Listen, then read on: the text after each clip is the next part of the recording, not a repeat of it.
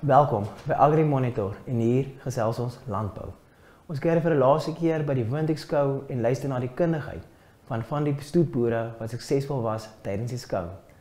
Eerste gesels Hendrik Prinsloo van Louwbe Ranch in die Summerdown omgewing met Jasper Blou van Voermeester. Twee van Hendrik se Simbra slagosse het uitstekend gevaar in die slagos op die hoefafdeling deur in die A-graad klas eerste en 6ste te plaas. Dan ons gesels met Henriette Legrand van die Aurora Braamvee-stoet oor die ras, haar boerdery en al beeste wat by die skou presteer het. Haar vroulike dier is as die kampioen van kampioen tydens die skou gekies, uitstekende prestasie. Ons laaste stop by die Winterskou vir hierdie jaar is by Bertus Kalitz met die Jones stoet in die Gobabos omgewing. Sy Chevrolet kalf is as die raskampioen gekies en moes teen die senior bulle in die interras kampioen meeding. Ons gesels met Bertus oor hierdie rare verskynsel. And to close off the show, we continue with Duncan Stevenson's presentation on how to design and construct effective pig housing. This will be part 3 of his presentation that took place during the Namibia Agriculture Union's Pig Producers Association Information Day that happened in August. Geniet dit. Step into the world of sports with SportTrap TV, your ultimate destination for everything from breaking news and local highlights to in-depth interviews and behind-the-scenes stories. We feature a variety of shows covering football, athletics, motorsport, lifestyle and more. Whether it's local competition or international events making headlines, we've got you covered with the latest updates, expert analysis and exclusive insights from Namibia and beyond. Join us as we celebrate our athletes, explore their journeys and bring you closer to the action every day. Catch all the action on SportTrap TV and online at oneup2.com. Stay connected, stay inspired and never miss a moment of the game.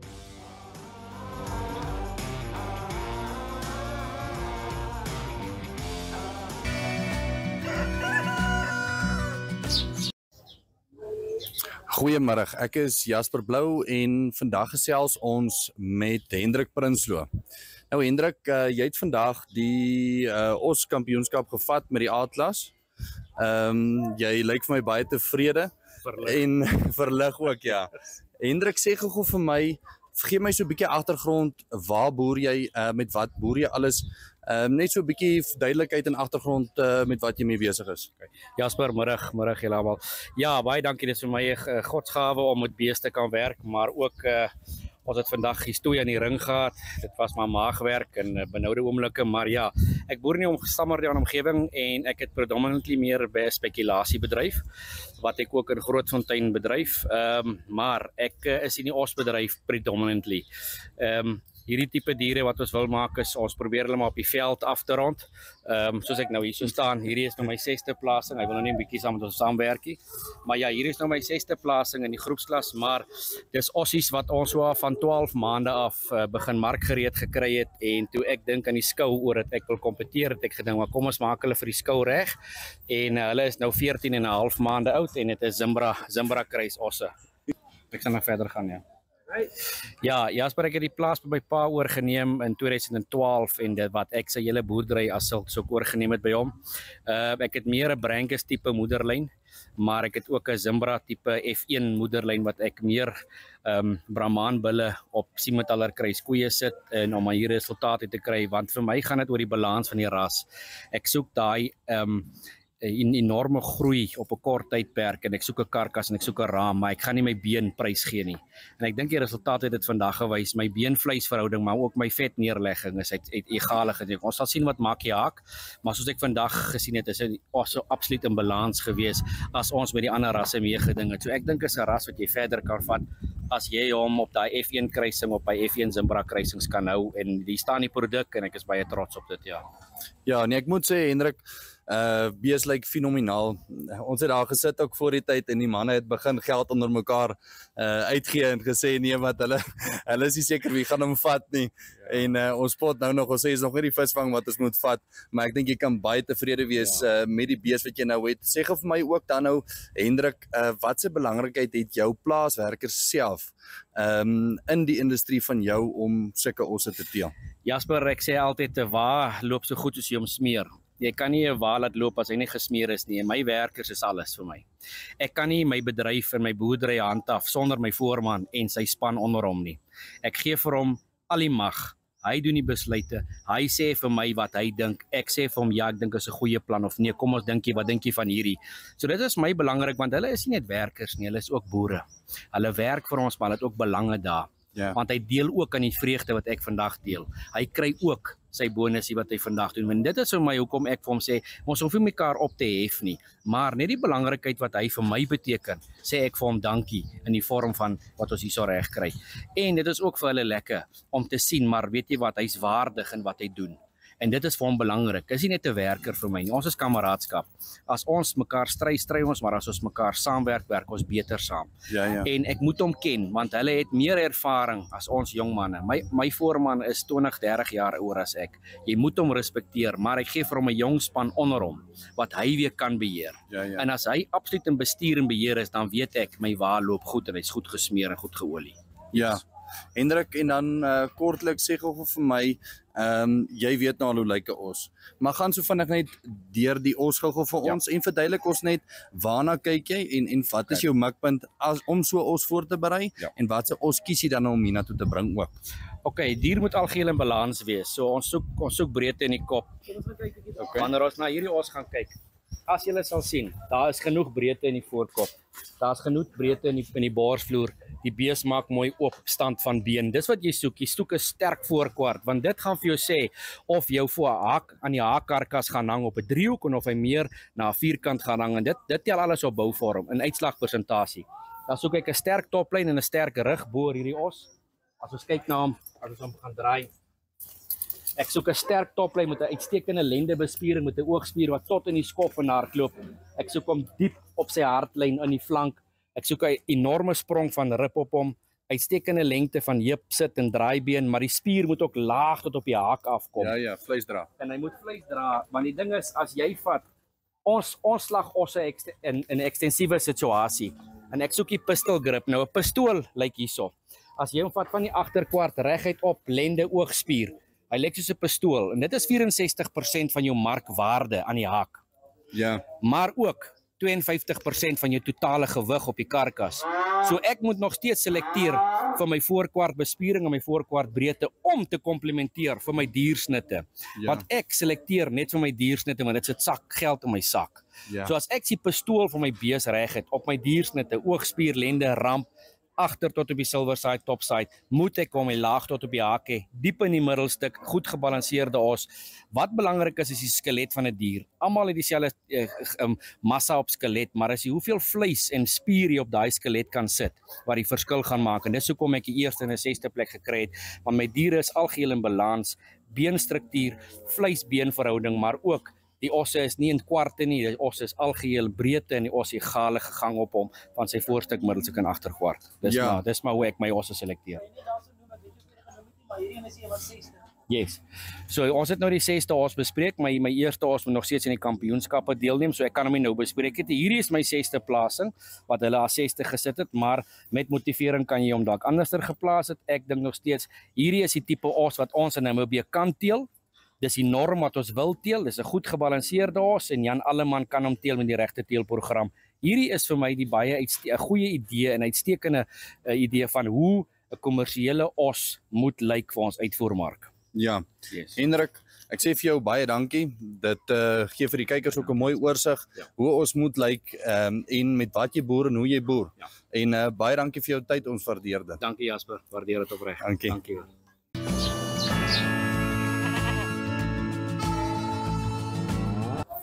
Goeiemôre almal, ek is Henriette Legrandsie, ons besit die Aurora Brownwee stoet.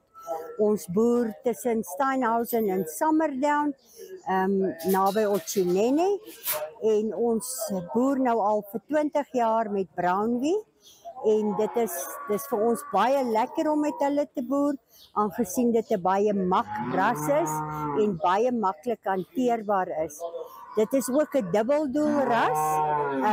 met baie melk en baie vleis. Die voordeel van Brownbie is, wanneer jy 'n Brownbie bil op jou kommersiële koeie sit, bring dit ekstra melk en dit maak dat jy 'n swaarder speenkalf kan speen en dit beteken dan ook meer geld in jou sak, want dis meer kilogramme wat jy kry.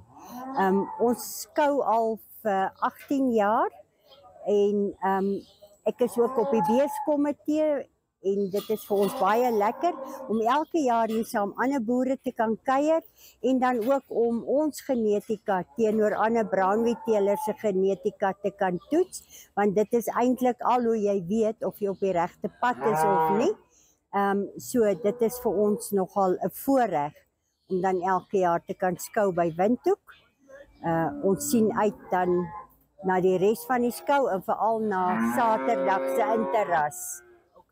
Vir die skou sover, noem gou vinnig vir ons wat Aurora Brownbie sover gewen het. Okay, as ons nou kyk wat ons gedoen het dan nou Die eerste ene.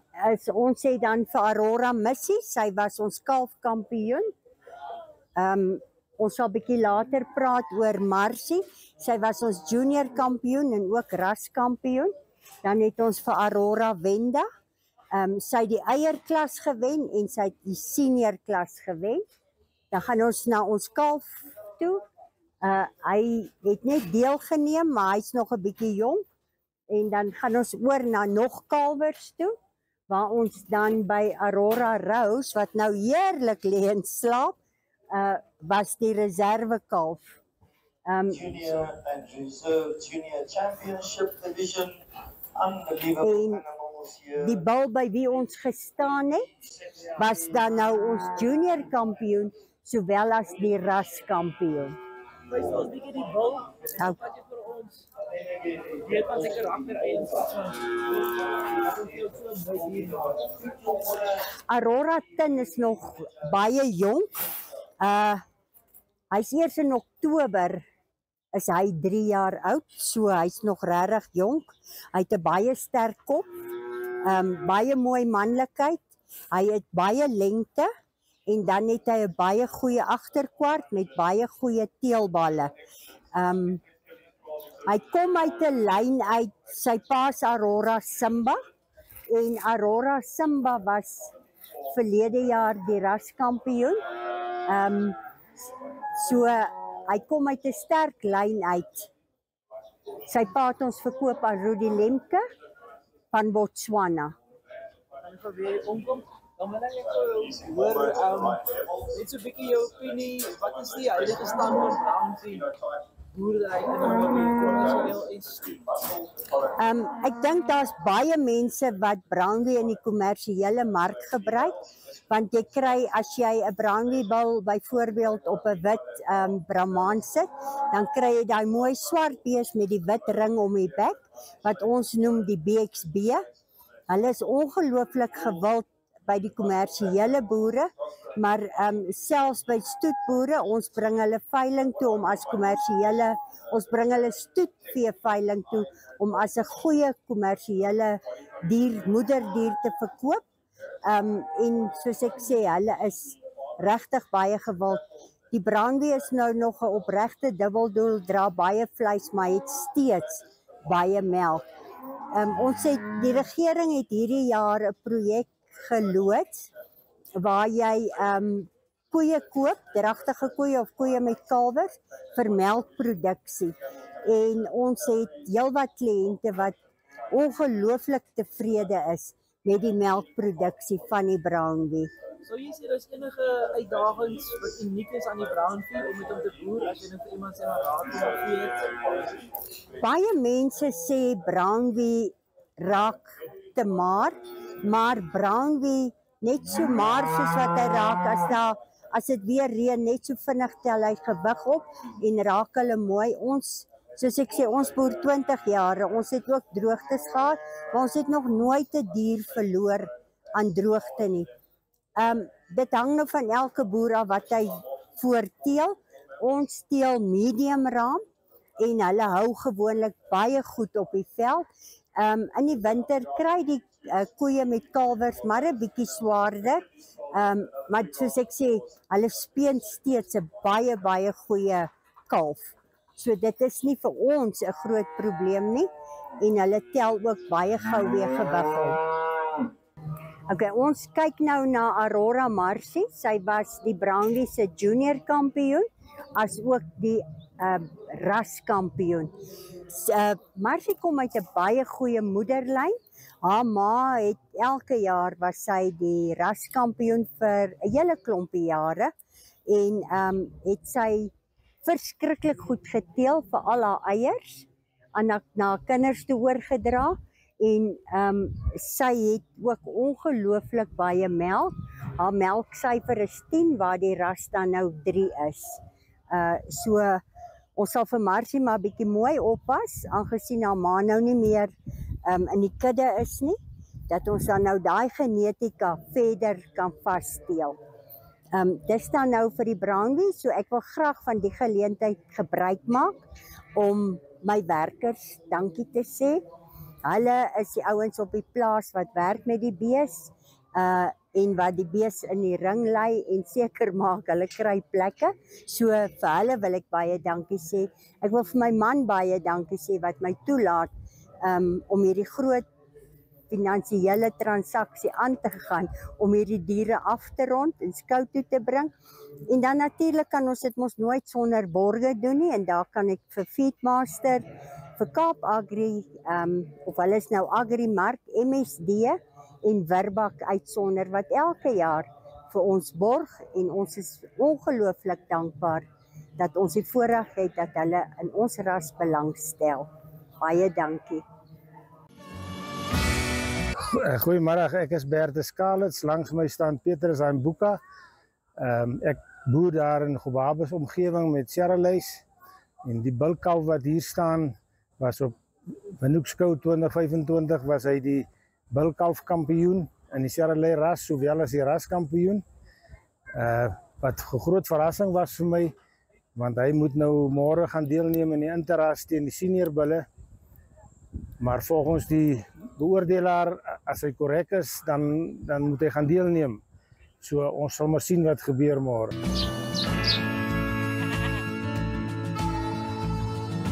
Ek het nog nooit dit ervaar nie, so ek kan amper nie vir jou beskryf hoe dit sal wees nie, maar ek dink dit gaan 'n baie lekker gevoel wees.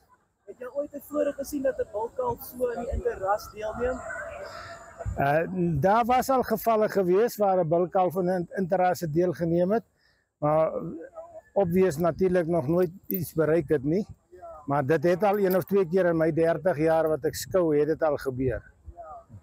Ja, ek sien hy's hier onstuimig daarso so.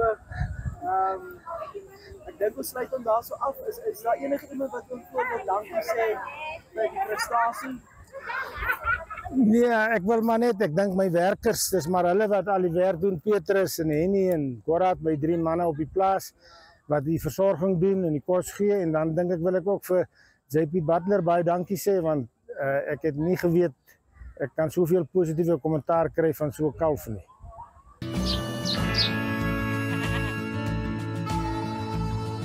All right. You see his high security sign outside, keeping everybody out. Has his fence up now since we've taken the photos. But small, compact, neat design, and his pigs grow well. He's doing excellently. And models like this show it can be expanded. One can do a lot on a small scale if we design the buildings, put the right crates in, put what we can in the correct manner.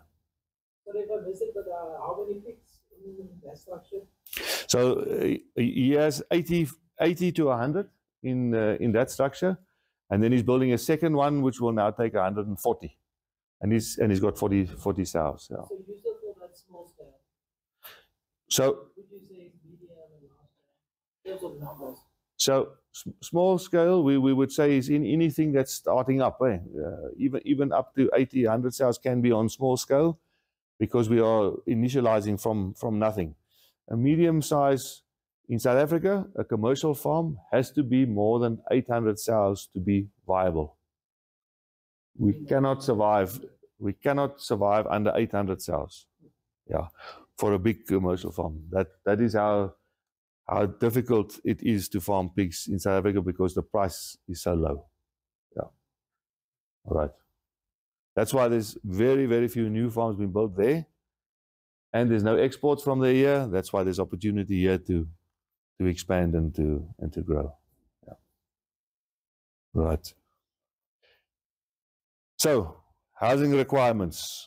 We want to make sure there's good airflow, like we said, roofs high enough gap in between that the air can be replaced. We mustn't walk into the building and smell lots of manure inside the building. We want to make sure that there's water. The water needs to be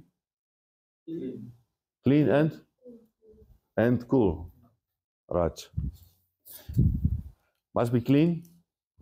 And my dear friend's been answering, and he wears hats, so I have to give him one too.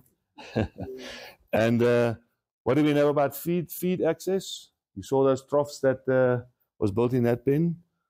What was we make sure about feed? And available, yes. Lots of space for them to eat, close enough to the water. When we're talking about sows, what can we do to prevent the fighting? Afskort, separations, eh? That's it. We got the sign language. Very good. All right, and then temperature we spoke about. We know, unfortunately, in pig farming, pigs like sows like to be between 18 and 24 degrees. Eh? Now, there's not many days in Namibia when it's lower than 24. Eh? Okay, so we need to give them enough water, make sure that there is a shaded area where they can lie and keep them as cool as possible. Right. Floors. A concrete floor is always the best. Why? Not always possible, but why is it the best? Better than ground? That's it. We can kill the virus on the concrete floor, but in ground we can't. The what system? Deep litter system. Okay. So it is definitely possible to farm pigs with deep litter. So just for the others, so that you know, it's leaving the manure all the time into the pens, and it should kill some of the viruses at the bottom because it gets hot. All right. The problem is it doesn't help to disinfect on top because we can't kill any virus. Right. And if 3 months ago pigs were sick, and that disease is there, 3 months later you've put in new pigs, they're also going to get the same, yeah.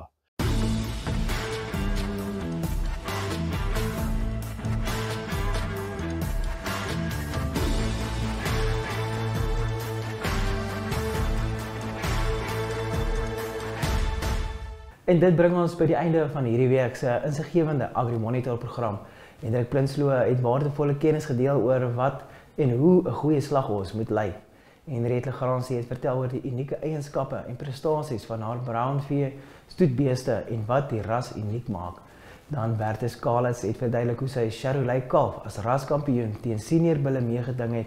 En laastens het Duncan Stevenson praktiese riglyne gegee oor die ontwerp van doeltreffende varkbehuisingsstelsels.